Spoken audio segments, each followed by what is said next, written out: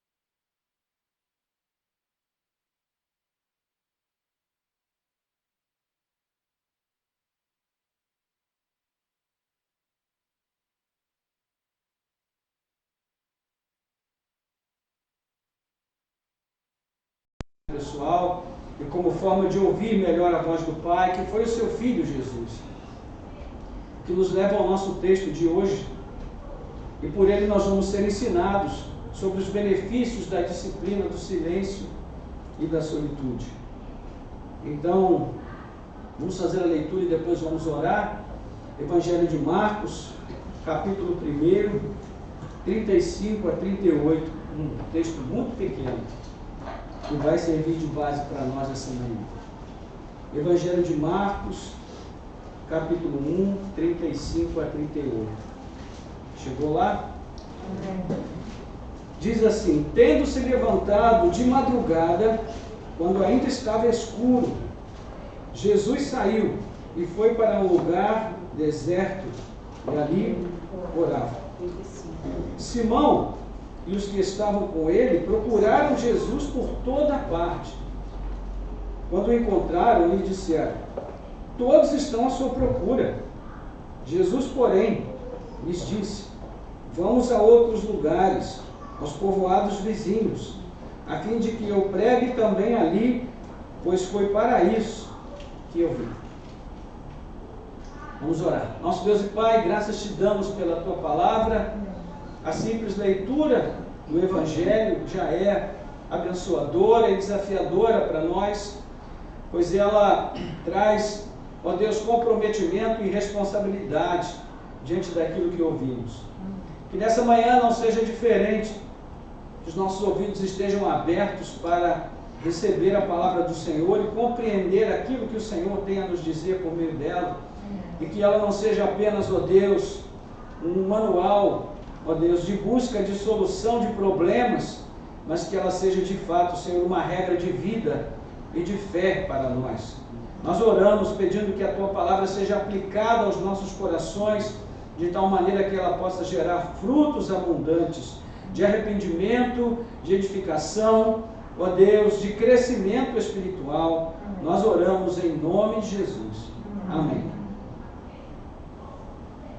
Bem, Marcos, ele traz aqui uma porção do texto, no capítulo 1, que se estende do verso 21 até o 45, onde ele vai relatar os primeiros sinais e prodígios de Jesus e também a ascensão meteórica da popularidade de Jesus. Logo, Jesus se tornou muito conhecido e Marcos escolhe essa ênfase por pelo menos 4 motivos. Primeiro, porque ele quer destacar aqui a legitimidade de Jesus como aquele que foi enviado por Deus, o Messias verdadeiro. Então, logo no primeiro sinal de Jesus, que foi o exorcismo, né, a expulsão de um demônio, o demônio reconhece que Jesus é o Santo de Deus. Versículo 24 aí do capítulo 1, onde nós vamos ver o testemunho, né, do próprio indivíduo que estava endemoniado. Ele disse: você veio para nos destruir? Sei muito bem quem você é, o Santo de Deus. Queria mostrar logo de início que Jesus era o Messias que devia vir. Ele veio de Deus, foi Deus quem o enviou. E a seguir no capítulo 2, Jesus também perdoa pecados. Nós vamos poder ver isso dos versos 1 a 12, quando ele cura um paralítico.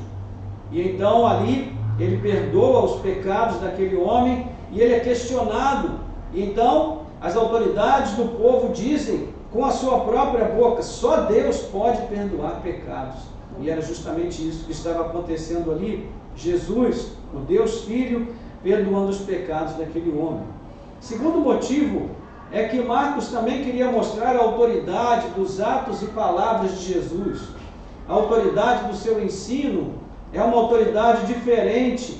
E as pessoas que ouvem o ensino de Jesus, elas dão testemunho dessa autoridade, e também os espíritos malignos lhe obedecem prontamente. Versículos 21 a 28, né? Depois entraram em Cafarnaum, e logo no sábado Jesus foi ensinar na sinagoga. E veja o que diz o verso 22: e maravilhavam-se com a sua doutrina, porque os ensinava como alguém que tem autoridade, e não como os escribas.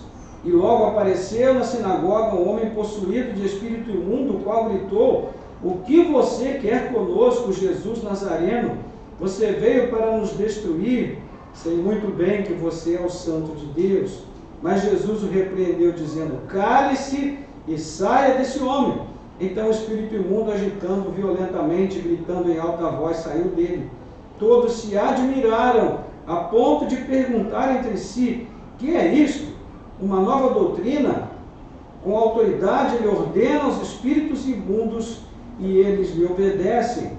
E a fama de Jesus se espalhou depressa em todas as direções, por toda a região da Galileia.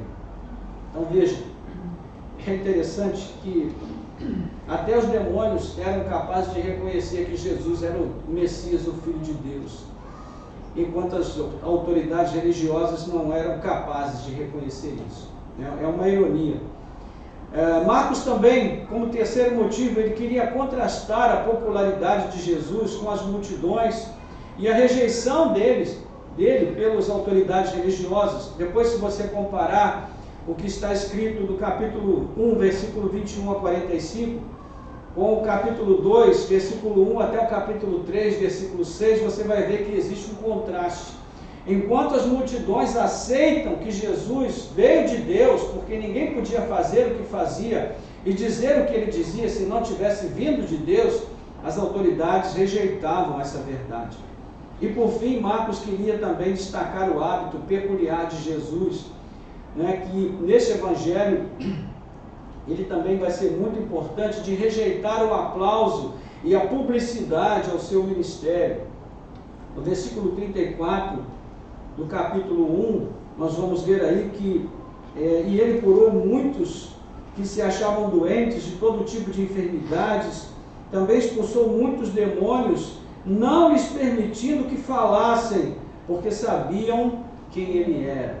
Ou seja, era importante naquele momento manter em segredo a verdadeira identidade de Jesus, porque à medida em que essa identidade fosse revelada, Jesus teria muitos problemas para continuar a pregar e a ensinar. Então, nós vamos ver isso em outros momentos, em vários momentos, quando Jesus proíbe os espíritos imundos de falarem quem ele é, e pede também às pessoas que elas não falem quem ele é, não divulguem as coisas que ele faz. No verso 44 aí do capítulo 1, nós vemos quando ele cura o homem leproso, ele diz: olhe, não conte nada a ninguém, mas vá, apresente-se ao sacerdote, ofereça pela sua purificação o sacrifício que Moisés ordenou para servir de testemunho ao povo. E então, o homem curado fez exatamente como a gente faz, né? Tudo o contrário que Jesus manda.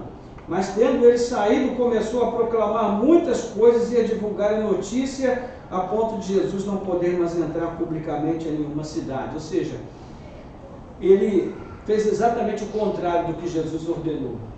Então, de qualquer modo, a fama de Jesus corria velozmente, e então cada vez mais pessoas chegavam buscando em Jesus as curas, a libertação e outros benefícios, e ele atendia a todos. Do verso 29 ao 34, Marcos vai dar esse testemunho. Ele vai à casa de Simão, chegando lá encontra a sogra de Simão enferma com febre, ele cura a sogra de Simão, e depois à tarde, depois do pôr do sol, vieram muitas pessoas trazendo seus enfermos em todo tipo de situações para que Jesus operasse ali milagres, sinais e maravilhas. Então até aqui Marcos descreve as primeiras 24 horas do ministério de Jesus, e não poderia haver no início mais intenso e também mais tenso do que esse para o seu ministério. E é nesse ponto que nós chegamos aí ao nosso texto, versículos 35 até o 38, que diz que, tendo Jesus se levantado de madrugada, quando ainda estava escuro, saiu e foi para um lugar deserto ali, e ali orava. Jesus está agora num momento crucial da sua missão, irmãos, porque ele está prestes a iniciar o ministério na Galileia, que é ao norte. Então nós vivemos entre dois momentos de grande tensão, tanto emocional quanto uma pressão social muito grande, porque a sua popularidade está cada vez mais alta, e com isso aumenta o assédio das massas que o procuram, e por outro lado ele está para entrar na província da Galileia, governada por Herodes Antipas, que é o rei Edumeu, tirânico, responsável pela morte infame de João Batista. Então é uma região de população de maioria gentílica, e que era conhecida por ser uma região mergulhada em trevas espirituais e sombra da morte. Você vai ver isso na profecia de Isaías, no capítulo 9, versículos 1 a 12, onde Isaías vai dizer: terra de Zebulon, terra de Naftali, região de sombras e de morte, região de trevas, aí nesse lugar há de raiar a luz. E então Mateus, no capítulo 4, 12 a 16, lança a mão dessa profecia para mostrar quando Jesus começa o seu ministério ali, dizendo que Jesus era o rei menino que devia vir ao mundo para trazer luz às trevas deste mundo. Então, qual é a atitude de Jesus diante desses desafios, irmãos? O verso 35 nos diz que no dia seguinte, aos eventos que são narrados aqui, do verso 21 ao 34, Jesus se levanta antes do sol nascer e deliberadamente ele se retira para um lugar isolado com o propósito de orar. E quando nós examinamos as ações de Jesus, nós vamos ver que essa foi uma escolha incomum. Aliás, que essa não foi uma escolha incomum, porque a busca por silêncio e por solitude fazia parte da prática devocional de Jesus. E sim, irmãos, Jesus tinha uma prática devocional. Ele praticava piedade nos seus dias terrenos, e a solitude silenciosa fazia parte das disciplinas da sua piedade. Nós podemos citar aqui alguns exemplos. Em Lucas, antes de escolher os 12 apóstolos, ele se retira para o monte a fim de orar sozinho. Lucas 6, versículo 12. Ainda em Lucas, quando ele é procurado pelas multidões, ele se retirava para lugares solitários e orava. Lucas 5,16. Mateus informa que ao receber a notícia da morte de João Batista, ele se retira para um lugar isolado à parte. Mateus 14, versículo 13. Depois de uma longa campanha de cura, libertação, na qual ele multiplicou pães e peixes, ele subiu ao monte a fim de orar sozinho. Mateus 14, 23. E no episódio da transfiguração, embora tenha levado consigo Pedro, Tiago e João, ele também se põe à parte para orar sozinho. Lucas capítulo 9, 28 a 36, quando Moisés e Elias vêm para falar com Jesus. E o mesmo acontece no Getsemane, na hora mais difícil da sua vida terrena, quando ele também ora sozinho, à parte, Mateus 26, 36 a 46. Então, é o suficiente para nós constatarmos que a busca por silêncio e solitude fazia parte da vida comum de oração do Senhor Jesus. E aqui nós vamos perceber várias questões que são próprias da nossa própria vida. Jesus se coloca sozinho para orar quando tem que fazer escolhas. Jesus se coloca sozinho para orar, para poder se livrar da tentação da vanglória humana. Jesus se coloca sozinho para orar, para chorar e lamentar pela morte do seu primo João Batista. Jesus se coloca sozinho para orar quando ele está para realizar também uma grande campanha missionária. Ele se coloca diante do Senhor para orar. E ele também se coloca sozinho para orar quando ele precisa ouvir claramente a voz de Deus e quando ele está no momento mais difícil da sua vida, quando ele precisa fazer aquilo que Deus quer que ele faça, mas que lá no seu íntimo, o seu coração não quer fazer, ou seja, ele está numa luta pessoal. Então ele busca o Pai, a comunhão com o Pai, para encontrar forças para esse momento. Não são coisas que acontecem também conosco, irmãos, que nós experimentamos diariamente nas nossas vidas? Então, de volta à nossa passagem, 2 detalhes no verso 35 nos chamam a atenção. Primeiro, Jesus se levanta antes do amanhecer. E aqui nós temos a evidência interna de que Jesus buscava o silêncio. Ele se levanta com o propósito de se colocar na presença de Deus em oração, antes que o sol se levante com ele, a cidade de Cafarnaum pudesse acordar e trouxesse toda a agitação e o barulho da vida cotidiana. Nós moramos em São Paulo por 4 anos, numa região metropolitana muito barulhenta. Mas era uma experiência interessante. Muitas vezes eu tinha que sair de casa por volta de 5 da manhã para trabalhar, e às vezes eu acordava às 4, e aquele lugar tão barulhento estava silencioso. A gente podia ouvir até os pássaros, coisa que durante o dia não tem como. Então Jesus tinha o hábito de acordar cedo para orar. E por que Jesus queria o silêncio? Por que ele procurava o silêncio? Será que ele era um agorafóbico, que são as pessoas que têm transtorno de ansiedade quando elas são expostas a lugares muito cheios e muita agitação? Não era esse o caso. Pelo contrário, ele gostava de estar entre as pessoas, ele gostava do contato com gente, ele não fugia disso. Só que em alguns momentos ele precisava de silêncio para estar com a pessoa mais importante, que era o seu Abba, o seu Pai. E, meus irmãos, existe alguém mais importante que nós possamos procurar para estar na presença dessa pessoa do que o nosso Deus, o nosso Pai? Isso também ocorria com Jesus. Ele tinha necessidade de estar em comunhão com o Pai, por isso ele procurava o silêncio. Na mesma linha de raciocínio, outro detalhe também evidencia que ele buscava a solitude. Versículo 35, segunda parte, diz aí que ele saiu e foi para um lugar deserto e ali orava. Então, de novo, não se trata de um isolamento compulsivo ou orgulhoso, como quem julga que não precisa de ninguém, mas é uma saída estratégica e pontual com o propósito de orar, de ouvir a Deus, de falar com Deus, de ver a Deus, de estar a sós com Ele, de receber consolo e buscar forças para seguir em frente. Então, meus irmãos, é muito significativo pensar que Jesus precisava de silêncio e solitude em sua prática de oração, em sua devoção e piedade, que ele se sentia necessitado dessas disciplinas, não só na sua missão, mas como meio de sobrevivência da fé, da nutrição espiritual da sua alma humana. E mais, a prática dessas disciplinas eram planejadas por Jesus. É o que nos mostram os detalhes trazidos por Marcos. Ele planejou. Nós sabemos que naquela época não havia qualquer tipo de despertador, né? A não ser o galo. Então, para que Jesus pudesse acordar antes do nascer do sol, ele precisou planejar, dormir cedo, a fim de que ele pudesse acordar cedo.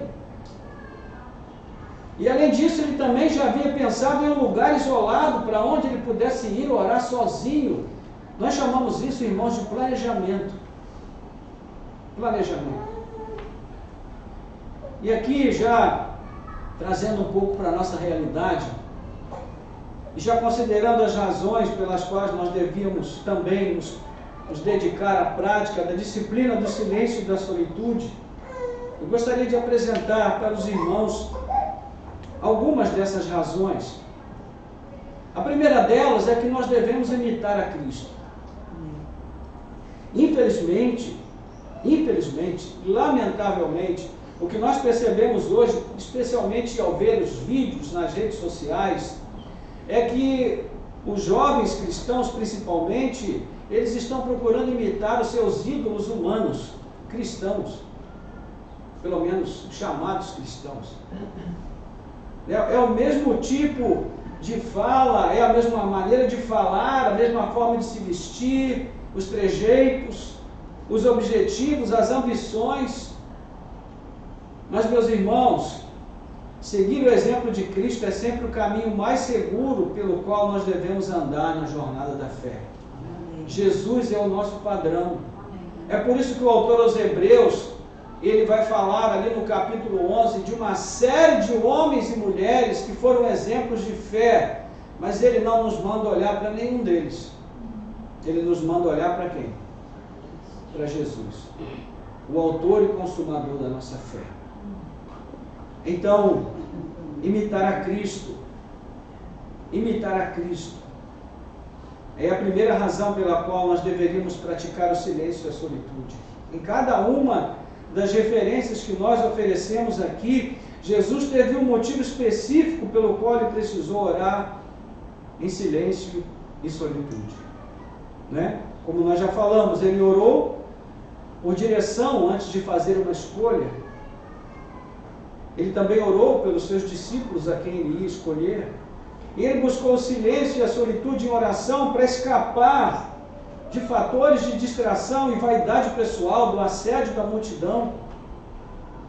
Ele orou por conforto para a família de João Batista e para si mesmo, depois de saber da morte do primo. Ele orou por refrigério após uma longa e extenuante jornada de trabalho. Ele orou em solitude no episódio da transfiguração e recebeu palavras de aprovação e encorajamento do Pai. Esse é o meu filho amado, a ele vocês devem ouvir. E ele buscou um lugar secreto para rogar ao Pai que passasse dele o cálice, que foi aquele momento tão difícil. Então, irmãos, são todas situações cotidianas nossas também. Quantas e quantas vezes nós também vivenciamos essas situações? E de que modo nós deveríamos enfrentá-las, irmãos? Da mesma forma que o nosso Senhor, buscando o silêncio e a solitude, a fim de ouvir a voz de Deus, de receber direção, de escapar das tentações, de receber conforto, encorajamento, refrigério.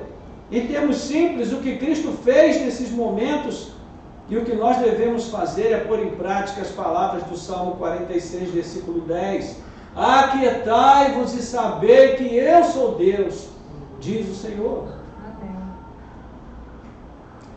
Então, antes de tudo, nós devemos nos lembrar de que é necessário planejar esse tempo de recolhimento e oração. Você tem planejado uma vida de oração, meu irmão? Minha irmã, você tem planejado o seu tempo de qualidade com Deus? Hoje, quando nós vamos procurar a ajuda de um terapeuta, uma das coisas importantes que ele nos diz é que nós devemos procurar passar um tempo de qualidade com a família. E isso realmente é muito importante. Mas, meus irmãos, o mesmo não é dito em relação à nossa espiritualidade, à nossa fé. Mas deveria ser dito. Nós também precisamos passar um tempo de qualidade com Deus. porque as nossas orações às vezes são pífias. A gente chega e descarrega tudo aquilo que está dentro da nossa mente, da nossa ansiedade, e antes que o Senhor possa dizer uma palavra de resposta, a gente já saiu para fazer outra coisa. Meus irmãos, oração não é monólogo. Oração é uma conversa com Deus. E na conversa a gente fala, mas também escuta. No caso da nossa relação com Deus, primeiro a gente tem que escutar, para depois a gente saber o que deve falar, não é? Então a primeira razão é imitar a Cristo. A segunda razão pela qual devíamos nos dedicar a essas disciplinas é ouvir melhor a voz de Deus. A sintonia de Jesus com o Pai era plena e sem ruídos. E ele realmente ouvia Deus. E tudo que ele ensinou foi o que ele ouviu do Pai. Ele diz isso 2 vezes no Evangelho de João, capítulo 15, versículo 15. O que eu tenho dito a vocês é o que eu ouvi de meu Pai. No capítulo 17, versículo 8, quando ele ora, ele diz ao Pai: Pai, tudo que eu ouvi de ti, eu ensinei a eles, e eles guardaram a tua palavra. Então Jesus foi fiel em tudo que ele disse, porque ele disse aquilo que ouviu do Pai. E nesse sentido, um dos pontos fracos da Igreja de Cristo é quando ela quer falar de Cristo, de Deus, sem ouvir a Deus. Então, por que isso acontece, irmãos? Porque nós deixamos de nos calar e de nos recolher para podermos ouvir o que Deus tem a nos dizer. Nós temos muitos momentos com Deus que poderiam ser muito mais ricos se nós pudéssemos ter essa responsabilidade de ler a Bíblia em oração e de meditarmos nela. Bem-aventurado é aquele que medita na lei do Senhor de dia e de noite. Ou seja, é um tempo considerável. A quietude, o silêncio, a solitude são essenciais, irmãos, para isso. Elias se retirou para o Monte Horebe, para que ele pudesse estar a sós com Deus, e ele ouviu a voz de Deus, 1 Reis, capítulo 19, 11 a 13. Abacuque também, ele se enclausurou na solitude para ouvir a Deus, Abacuque 2, versículo 1. Paulo se retirou sozinho para a Arábia por 3 anos, antes de iniciar o seu ministério, Gálatas capítulo 1, 17 e 18, ele disse: meus irmãos, quando eu comecei a jornada da fé, eu não consultei nem carne e nem sangue, eu fui primeiro ouvir a voz de Deus. Os estudiosos renomados acreditam que nesse tempo ele esteve ali, recebendo o complemento da revelação de Cristo, antes de começar a falar do mistério de Cristo. Então, no livro que tem servido de base para nós, Donald Whitney, ele conta sobre um episódio interessante na vida de Billy Graham. Quem já ouviu falar de Billy Graham? Todo mundo, né? Até a Nina levantou a mão. Billy Graham foi o evangelista mais conhecido e mais conceituado de todos os tempos na história da igreja moderna. Antes de Billy Graham se tornar conhecido, houve outro evangelista proeminente chamado Chuck Temple. E esse evangelista famoso, ele se deixou influenciar por um grupo de homens que duvidava da inspiração das Escrituras. E essa influência foi tão forte que levou esse homem a negar totalmente a sua fé. Veja só. Ninguém pode escapar, né, disso se não buscar a Deus, se não estiver firmado no Senhor. E esse episódio, somado a uma confrontação pessoal, quando ele disse para Billy Graham que se ele continuasse crendo e pregando a Bíblia, ele iria mergulhar de vez na ignorância, ia se tornar um homem comprometido com a ignorância. E como é que Billy Graham reagiu a isso? Ele buscou a Deus em silêncio e solitude. Ele precisava ouvir a Deus, então ele se pôs a andar pela floresta à noite, na esperança de que o Senhor falasse com ele, e Deus falou.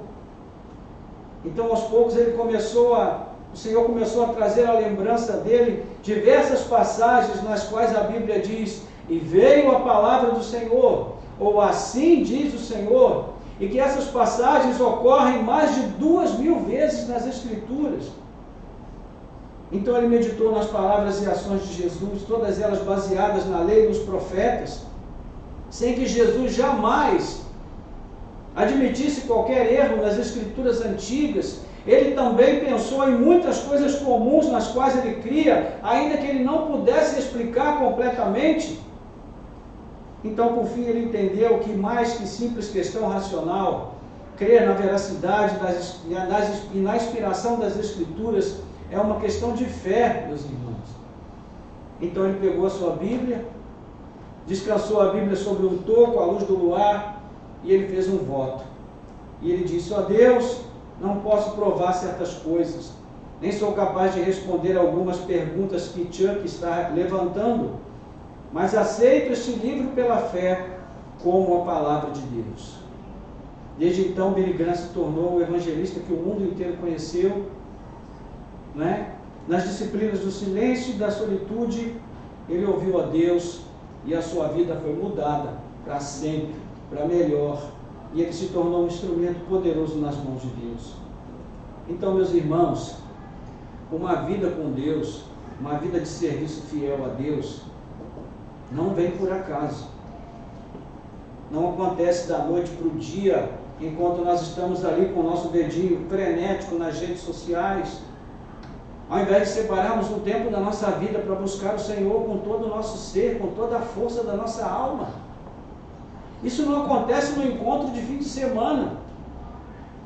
É uma vida, é um processo.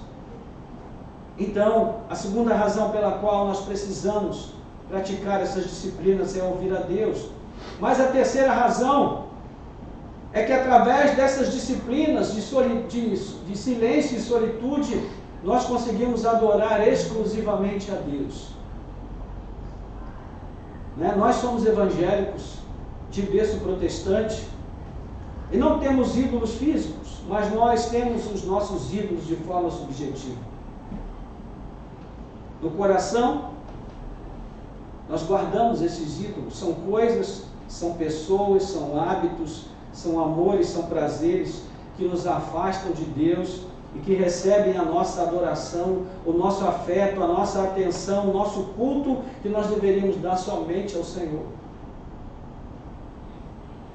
Mas, quando estamos diante de Deus, em silente contrição e solitude, nós somos capacitados a perceber a sua glória, a sua grandeza, a sua majestade, o seu poder, a sua santidade.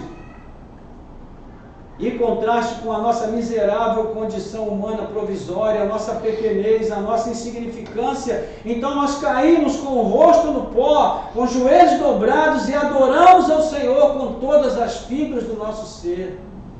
E dizemos: Senhor, eu não sou nada, o Senhor é tudo. E nós nos sentimos como Abacuque, quando ele diz: Senhor, o Senhor, porém, está no seu santo templo. Fique em silêncio diante dele toda a terra.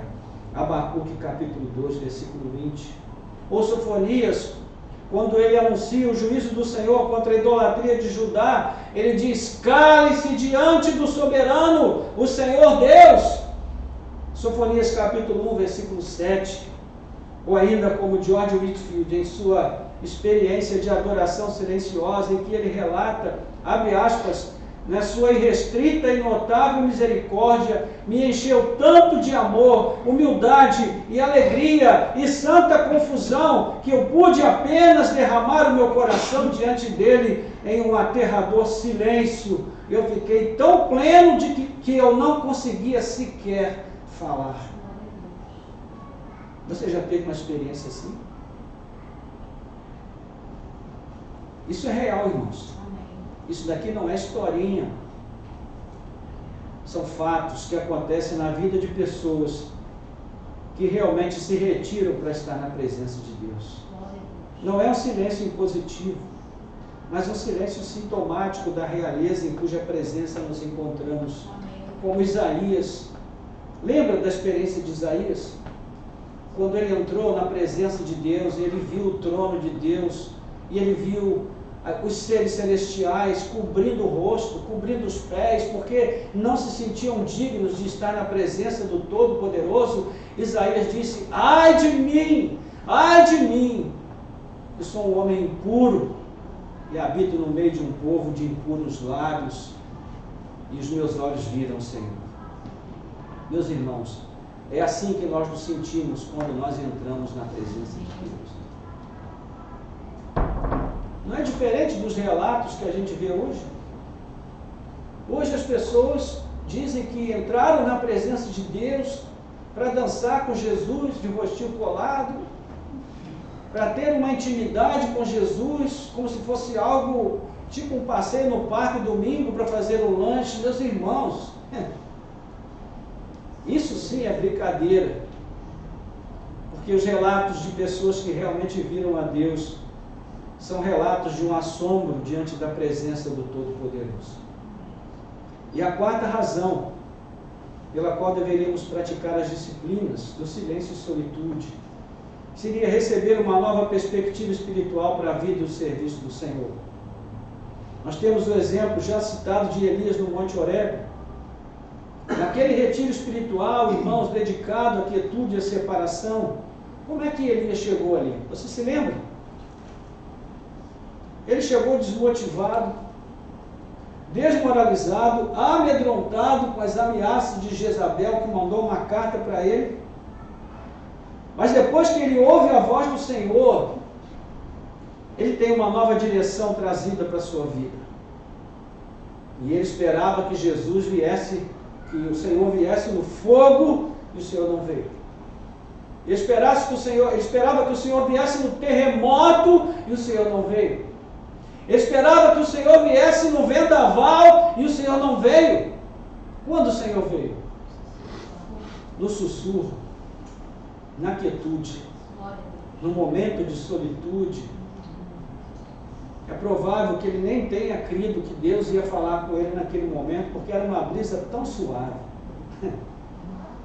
Mas o nosso Deus, irmãos, embora seja um Deus grande, poderoso, cujo trono está nas maiores alturas, que governa o universo, ele é capaz de se mover de uma maneira tão gentil, tão singela, tão suave, que muitas vezes ele está falando com a gente e a gente não ouve o que ele está dizendo.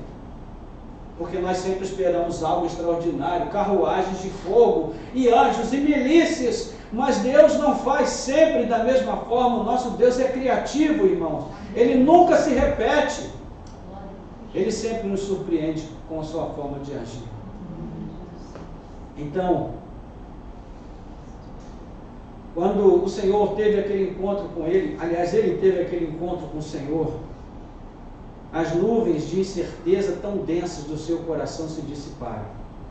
O Senhor mostrou a ele que não havia razão para temer e que a sua perspectiva da realidade estava equivocada. Então Elias saiu dali com uma nova perspectiva.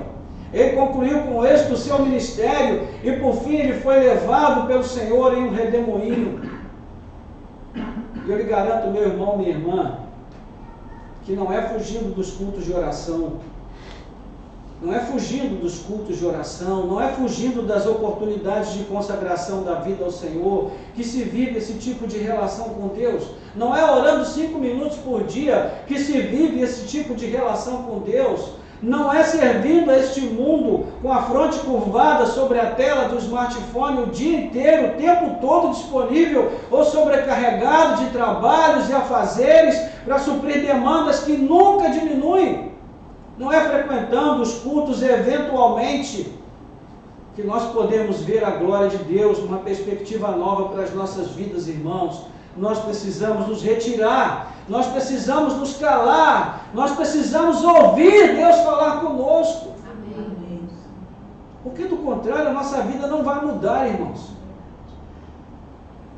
A nossa vida de relação com Deus vai ser uma vida medíocre. E nós vamos viver contando testemunho dos outros. Então, ao invés de você sair da sua igreja, para ir na igreja do vizinho, ouvir o testemunho de alguém que viu a Deus, busque você ver a Deus. Procure você ter uma vida de comunhão com Deus nesse nível. Ao invés de você ouvir o testemunho dos outros, seja você um testemunho para os outros. Porque, meus irmãos, nós não podemos terceirizar a nossa fé. Ela é uma prática pessoal e uma decisão pessoal que nós precisamos ter diante de Deus. Amém.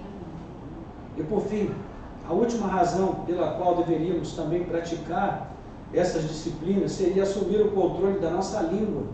Amém. Eita, coisa difícil. Por que é que nós falamos tanta bobagem, irmãos? Porque nós falamos demais. Provérbios diz que na multidão das palavras não falta transgressão. Silêncio e solitude nos leva a descobrir uma nova forma de vida, na qual nós falamos apenas o que é necessário, bom e proveitoso para a edificação. A Bíblia está cheia de conselhos nesse sentido. O autor de Provérbios diz: quem é verdadeiramente sábio usa poucas palavras. Quem tem entendimento controla suas emoções.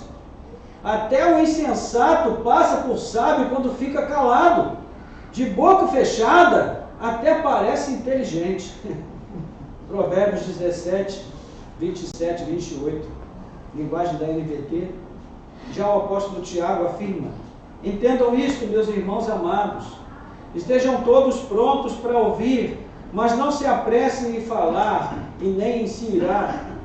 É verdade que todos nós cometemos muitos erros, mas se pudéssemos controlar a língua, seríamos perfeitos, capazes de nos controlar em todos os outros sentidos. Tiago capítulo 1, 19, capítulo 3, versículo 2. A gente ouve muito hoje falar sobre reeducação alimentar, né?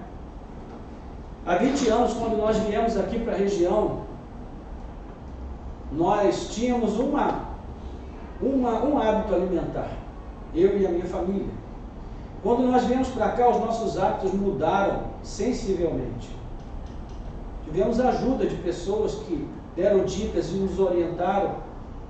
Então nós começamos a nos reeducar em termos de alimentação. Isso fez uma mudança extraordinária nas nossas vidas. Da mesma forma, irmãos, nós precisamos nos reeducar espiritualmente. E, sobretudo, nós precisamos reeducar no nosso hábito de falar. Porque também aqui, menos é mais. Assim como o alimento de qualidade é melhor do que muito alimento sem qualidade, assim também falar com qualidade é melhor do que muitas palavras sem qualidade. A Bíblia diz que nós seremos julgados pelo que falamos. E isso é uma coisa muito séria, não é? Então, um outro benefício que nós colhemos com o silêncio e a solitude é aprendermos a falar somente quando for necessário e o que for bom para fazer o bem e não para destruir. Nós não podemos mudar os outros, irmãos, mas nós podemos buscar em Deus as mudanças em nós mesmos. Amém? Nós vamos ver isso também nos versos 36 e 37, e aqui nós vamos já partindo para a conclusão da nossa mensagem. Simão e os que estavam com ele procuraram Jesus por toda parte. Quando o encontraram, lhe disseram: todos estão à sua procura. E aqui um comentador da Bíblia chamado David Garland, no seu comentário de Marcos, ele destaca uma coisa muito interessante. Ele diz que nesse evangelho o verbo procurar é sempre usado numa conotação negativa. Por quê? Porque mostra a multidão buscando Jesus por motivos errados. Por que todos estavam à procura de Jesus, conforme disse Simão? Por causa dos milagres. Por causa da possibilidade de receberem algo que solucionasse os seus problemas imediatos. A multidão não estava em busca de salvação, mas apenas de solução. E Jesus tinha plena consciência de que ele não poderia mudar a vida da maioria daquelas pessoas. Pela mesma razão relatada por ele mesmo no Evangelho de João, capítulo 6, versículo 26, onde Jesus vai dizer: eu sei que vocês me buscam por causa do pão, e não porque viram os sinais. O que Jesus quis dizer ali? Ele recrimina a multidão porque o buscavam não porque entenderam que os sinais que ele realizava testificavam que ele era realmente o Messias, o Filho de Deus, mas porque Jesus multiplicou pães e peixes e lhes deu de comer. Então, são pessoas, conforme Paulo vai dizer ali, escrevendo aos Coríntios, cujo Deus é o ventre. O Senhor os exorta e diz: não se preocupem somente com a comida que perece, mas com aquela que permanece para a vida eterna, e o Filho do Homem pode dar a vocês. João capítulo 6, versículo 27. A multidão é definida exatamente por isso, irmãos, a busca por soluções imediatas e provisórias, mas não pela verdadeira solução, que é a mudança de vida. O novo nascimento, a certeza de vida eterna, a oportunidade de viver uma vida cheia da graça e do amor de Deus, já aqui neste mundo. Então, uma vez que essa atitude da multidão não poderia ser mudada, Jesus quebrava aquele círculo vicioso, como? Se retirando para estar a sós com o Pai. Sobretudo porque ele sabia muito bem qual era a sua missão, e ele não iria restringir a sua missão a apenas prover solução provisória, mas sim definitiva para aquelas pessoas. Verso 38. Jesus, porém é uma expressão adversativa, que diz que Jesus está contrariando o que está sendo dito a ele. Então, quando Pedro diz: todos estão à sua procura, Jesus, porém, lhe disse: vamos a outros lugares, aos povoados vizinhos, a fim de que eu faça o quê? De que eu pregue também ali, pois foi para isso que eu vim. Jesus veio ao mundo, meus irmãos, para trazer o reino de Deus. E ele veio fazer isso através da sua palavra, da sua pregação. Jesus não veio ao mundo prioritariamente para curar pessoas. É por isso que no tanque de Betesda havia uma multidão de enfermos, conforme João diz no capítulo 5, e ele curou quantos? Só um. Porque ele não veio ao mundo para curar. Sim, para curar o mundo no sentido espiritual, restaurando a nossa vida do domínio do pecado, resgatando a nossa vida da escravidão do pecado. Nesse sentido, sim, ele veio para curar o mundo. Mas ele não veio para trazer solução imediata e nos deixar neste mundo, porque ele sabe que enquanto estivermos aqui, não poderemos alcançar satisfação jamais. Então, irmãos, da mesma maneira, nós não podemos mudar a realidade do mundo em que vivemos. Ele seguirá sendo esse mundo materialista, hedonista, apenas voltado para a busca de soluções imediatas que dizem respeito a esta vida terrena, provisória, e até que Cristo volte para restaurar todas as coisas, o mundo vai seguir assim. Mas nós podemos mudar a nossa própria atitude em relação ao mundo. Nós podemos quebrar o círculo vicioso, nós podemos nos retirar para estar a sós com o nosso Pai e com o seu Filho Jesus Cristo, pelo poder do Espírito que nos foi doado. Nós podemos fazer isso, irmãos. Nós podemos anunciar o Evangelho da salvação, chamando os perdidos ao senhorio de Cristo, porque todo aquele que crer será salvo. Eu quero concluir com algumas poucas sugestões práticas de como nós podemos praticar a solitude e também o silêncio. E são ideias, são sugestões, né, que nós extraímos a ideia principal do nosso livro de referência. Primeiro, nós podemos pensar em minutos de recolhimento. Quando a gente ouve uma mensagem assim, a gente já pensa: não, a partir de hoje minha vida vai mudar. Eu vou me tornar um verdadeiro monge agora. Vou abraçar a vida monástica. Vou fazer jejum todo dia. Vou me separar o tempo todo. Vou abandonar minha família. Não, irmãos. Não é isso que está em vista aqui. Nós precisamos começar aos poucos e de forma consciente. Então vamos começar com minutos de recolhimento. Se você não tem o hábito de se recolher dessa forma, a melhor maneira de começar é aos poucos. não é? Um missionário estadunidense que trabalhou com os filipinos, Frank Lubac, ele foi um homem dedicado à prática da piedade mais do que a maioria foi. E ele escreveu um livreto no qual ele ensina que o caminho da vida piedosa começa pela prática da consagração de 1 minuto da vida a Deus. Então o mesmo acontece aqui. Você pode começar a praticar o silêncio e a solitude separando alguns minutos por dia. Mesmo em meio à sua rotina de trabalho e afazeres diários, na pausa do almoço, antes de dormir ou de levantar da cama, enquanto a criança dorme, na fila de espera, experimente se retirar mentalmente do mundo, do tumulto, do barulho, da agitação por alguns minutos. E faça isso ocupando a sua mente com as coisas do alto. Porque não adianta nada tirar sem pôr alguma coisa diferente no lugar. E peça ao Senhor que lhe dê oportunidades e meios de fazer isso. Talvez você não tenha muitas oportunidades ao longo do dia, mas quando você tiver, ao invés de pegar o smartphone, pegue a sua Bíblia. E diga: Senhor, agora vou separar um momento para Ti. Fala comigo, meu Deus. Fala comigo através da Tua palavra.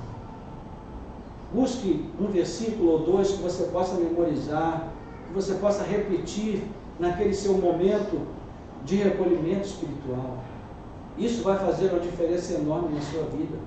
Os minutos vão se transformar em horas, as horas vão se transformar em dias, os dias vão se transformar em uma vida de silêncio e solitude, e eu tenho certeza que você vai colher frutos maravilhosos.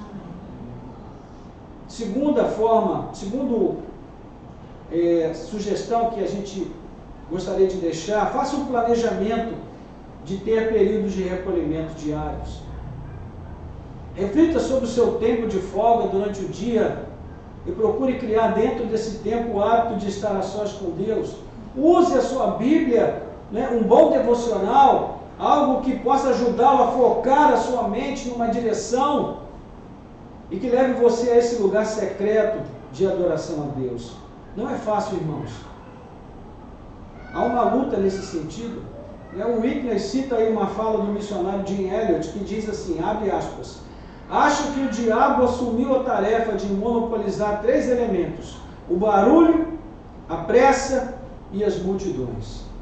Satanás está bastante ciente do poder do silêncio. Então, fecha aspas, ele trabalha para nos atrapalhar. Mas se nós perseverarmos, nós poderemos colher bons frutos. Precisamos perseverar, irmãos. Precisamos nos planejar. Assim como você planeja o seu dia em tantas outras coisas, planeje também nesse aspecto. E por fim, uma última sugestão: retire-se fisicamente para um local e permita que você pratique o silêncio e a solitude. Não precisa ser em outra cidade ou em outro bairro. Pode ser um quarto desocupado da sua casa, pode ser num canto do seu jardim ou da sua horta, pode ser numa sala da igreja onde você frequenta, pode ser em sua própria sala durante a madrugada, enfim, qualquer lugar onde você possa se isolar e buscar a Deus, estar a sós com Ele. Se você puder se isolar numa cabana nas montanhas ou de frente para o mar, ótimo, faça isso.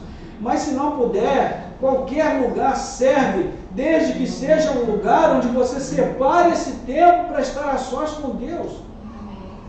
E veja, eu sei que aqui na igreja nós temos muitas pessoas que vivem sozinhas. Mas viver sozinho e estar a sós com Deus são duas coisas diferentes. Estar a sós com Deus é algo intencional, onde você separa aquele tempo para ouvir o Senhor falar contigo. Você pode fazer isso dentro do tempo e das condições disponíveis para você. Apenas comece. Comece. E vai fazer diferença em sua vida. Então, duas coisas são muito importantes aqui em relação a essa prática. Primeiro, nós precisamos ter um momento ou um local que seja especial, que possa marcar que ali ou aquele momento é o meu tempo especial com Deus, separando dos outros momentos e dos outros lugares que você frequenta. Se for um canto da sala, que aquele canto seja dedicado para o seu tempo de oração, de a sós com Deus. Não é? É interessante que nos nossos retiros espirituais, a gente tem um momento do a sós com Deus. Aí, principalmente os jovens, né, eles gostam de fazer a sós com Deus junto com alguém. Já viu isso? A sós com Deus e mais um.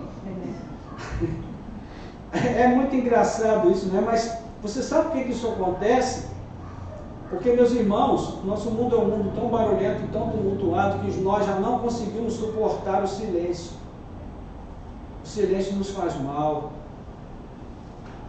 Nós nos sentimos incomodados com o silêncio. Entende?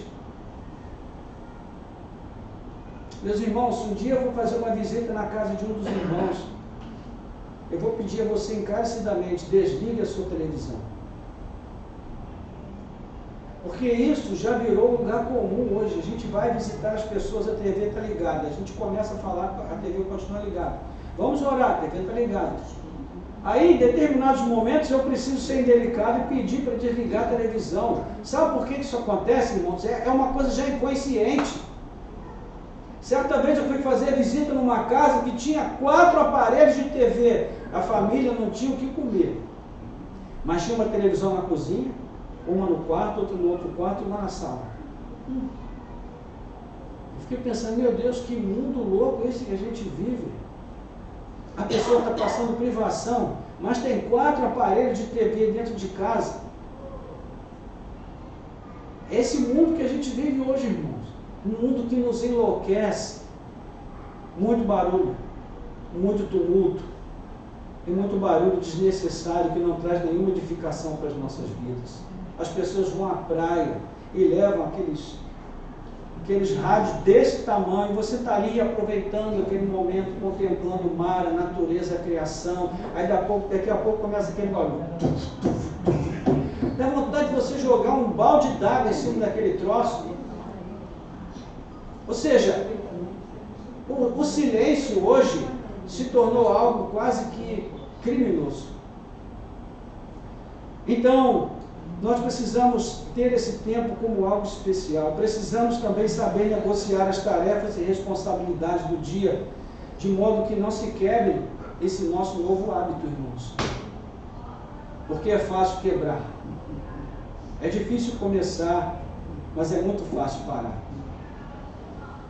Então, as palavras de A.W. Tozer, o mais importante é que você, entre aspas, agora, abre aspas, fique num lugar secreto até os ruídos circundantes começarem a ficar gradualmente inaudíveis ao seu coração e a sensação da presença de Deus envolver você.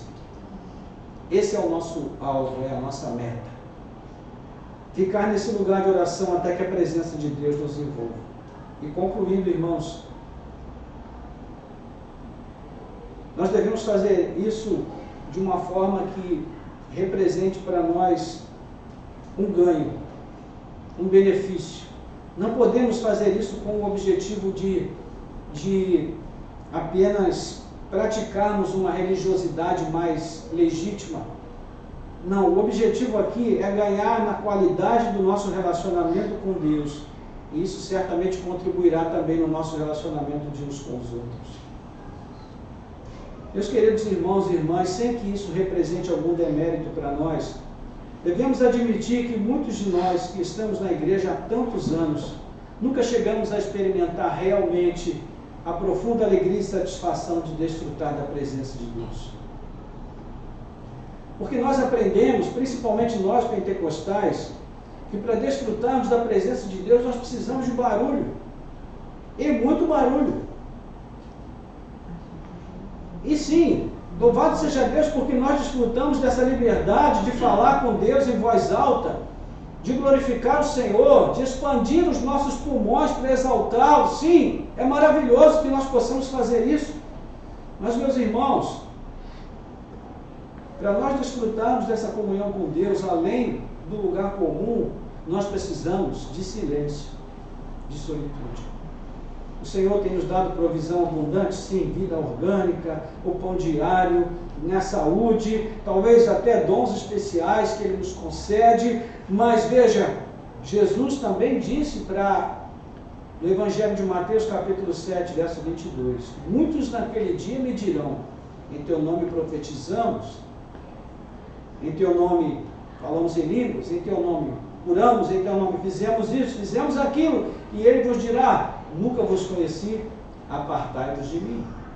Então, meus irmãos, mais importante do que exercitar dons espirituais é conhecer a Cristo, é ter comunhão com Ele, é vivenciar uma experiência de ter prazer por estar simplesmente na presença desse Deus. A questão aqui é de desencontro, porque Deus tem planejado desde a eternidade ter comunhão diária conosco. Veja o que aconteceu no Éden. Todo dia o Senhor tinha um encontro com Adão ali, e esse é o propósito de Deus. O problema é que nós nunca temos tempo para Deus. Isso pode mudar, irmãos, desde que nós nos disponhamos à mudança. Comece hoje a colher os benefícios da vida de silêncio e solitude, da disciplina de estar a sós com Deus. Você vai fazer isso? Vai assumir esse compromisso a partir de hoje? Eu espero que sim. Feche os seus olhos, vamos orar. Nosso Deus e Pai, graças te damos por essa manhã, por esse tempo de instrução na Tua Palavra. Obrigado, Senhor, porque o Senhor é bom e não nos deixa na escuridão das trevas, mas ilumina as nossas mentes e corações através da Tua Palavra. Aplica, Senhor, agora a Tua Palavra aos nossos corações. Ajuda-nos, ó Deus, a avançarmos no nosso relacionamento contigo. Permita que nós possamos crescer nesse relacionamento, aprendendo e pondo em prática, Senhor, a disciplina da solitude e do silêncio. Não apenas por estarmos calados e sozinhos em algum lugar, mas por separarmos este momento especial para ouvir a voz do Senhor, para ter comunhão contigo, Senhor, para sermos imitadores de Cristo, para termos uma nova perspectiva para a nossa vida espiritual, meu Deus, para fugirmos, ó Pai, do culto à celebridade, do desejo de reconhecimento, de glória pessoal, de glória humana, de glória mundana. Ó Senhor, livra-nos dessa tentação através dessa vida que nos separamos para Ti, que ela nos ensine, Senhor, a conter a nossa língua e a tomarmos o domínio e o controle dela, para que ela seja um instrumento de justiça, de verdade, de retidão, de louvor, de adoração ao Teu nome, de edificação para os que nos ouvem, ó Deus. Enfim, que todas essas razões pelas quais devemos assumir essas disciplinas, que elas sejam, ó Pai, sedimentadas em nossos corações, ó Deus, firmadas em nossas mentes, e que elas se transformem em atitude, em ação, em prática, ó Deus, no nosso dia a dia, no tempo que virá. Nós oramos assim, ó Deus, entregando a Ti os nossos corações e mentes, pedindo ao Senhor que a Tua Palavra encontre aí uma terra fértil para ser semeada, Senhor, bem fundo, e possa gerar frutos abundantes para a Tua glória e para a Tua honra. Nós oramos assim, agradecidos, em nome de Jesus. Amém. Amém.